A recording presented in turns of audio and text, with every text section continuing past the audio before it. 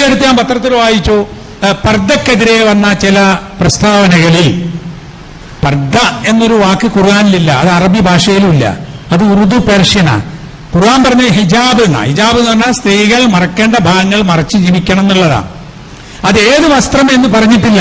ശരീരത്തിന്റെ സൗന്ദര്യം പുറത്ത് കാണരുത്, ശരീരത്തിന്റെ രൂപം പുറത്തേക്ക് പ്രകടിപ്പിക്കരുത് എന്നേ ഉള്ളൂ. പല നാട്ടിലും പല വേഷവും ഉണ്ടാകും. അപ്പൊ അതിൽ കറുത്ത വസ്ത്രമായാലുള്ള ദോഷങ്ങളെക്കുറിച്ച് മെഡിക്കലി പറയുകയാണ്, കാൽഷ്യം ശരീരത്തില്ലാതെ ആവും, അങ്ങനെയാവും, ഇങ്ങനെയാവും. അത് ശരിയല്ലല്ലോ. എന്താണെന്നറിയോ, ലോകത്ത് മാന്യമായി വസ്ത്രം ധരിക്കുന്ന ഒരുപാട് ജോലി ചെയ്യുന്ന ആളുകൾ കറുത്ത പാന്റും കറുത്ത ഓവർകോട്ടും കറുത്ത ടൈയും കെട്ടി ഒരു ദിവസം 5-10 മണിക്കൂർ നിൽക്കുന്നുണ്ട്, ഇല്ലേ? അപ്പൊ അവർക്ക് ആരോഗ്യ പ്രശ്നം, സൂര്യപ്രകാശത്തിന്റെ പ്രശ്നം, കാൽസ്യത്തിന്റെ പ്രശ്നമൊന്നുമില്ല, അല്ലെ? കോടതിയിൽ പോകുന്ന വക്കീലന്മാരും ജഡ്ജിമാരും കറുത്ത ഗൗൺ ഇടുന്നുണ്ട്. ഒരുപാട് ആളുകൾ, ഇതൊക്കെ ശരിയല്ലാന്ന് തോന്നുന്ന ആളുകൾ കറുത്ത പാൻസ് ധരിച്ചാണ് 365 ദിവസവും നടക്കുന്നത്, ഇല്ലേ? അതുമാതിരി ഈ അയ്യപ്പ ഭക്തന്മാർ ശബരിമല 1-2 മാസക്കാലം അവർ തുണിയും കുപ്പായോ അണ്ടർവയർസും ഒക്കെ തന്നെ കറുത്തതാണ്. അപ്പൊ ആലോചിച്ച് നോക്കുക, ഒരു സംഗതി പറയുമ്പോഴേ അത് വിമർശനത്തിന് വേണ്ടി പറയുമ്പോൾ മറ്റുള്ളത് നോക്കേണ്ടി വരുന്നില്ല ആളുകൾക്ക്.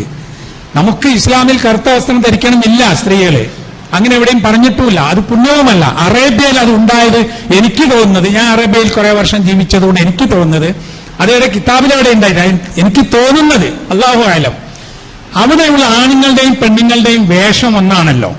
എന്ന് പറഞ്ഞാൽ ഏതാണ്ട് ശരീരം മുഴുവൻ നീണ്ട വസ്ത്രവും തല മറക്കുന്ന തട്ടവും ഉണ്ടാവും. അപ്പൊ ആണും പെണ്ണും വേർതിരിച്ചറിയുന്നതിനായിരിക്കാം ആണുങ്ങൾ വെള്ള ധരിക്കും, പെണ്ണുങ്ങൾ കറുപ്പും ധരിക്കും. അപ്പൊ മിക്സഡായി പോകുമ്പോൾ ഒക്കെ മനസ്സിലാവാമല്ലോ ഇത് ആണാണ് ഇത് പെണ്ണാണ് എന്ന്. ഇതായിരിക്കാം. എന്നല്ല നമുക്ക് കറുപ്പ് വേണമെന്നോ കറുപ്പിന്റെ പുണ്യമുണ്ടെന്നോ അത് ഇസ്ലാമാണെന്നോ നമ്മൾക്ക് വാദമില്ല. അങ്ങനെ ആവണമെന്നില്ല, അങ്ങനെ വേണമെന്ന് ആരും പഠിപ്പിക്കുന്നില്ല. ശരീരം മുഴുവൻ മറയുന്ന, ശരീരത്തിന്റെ സൗന്ദര്യം പുറത്തു കാണാത്ത വസ്ത്രം ഉണ്ടാവണം.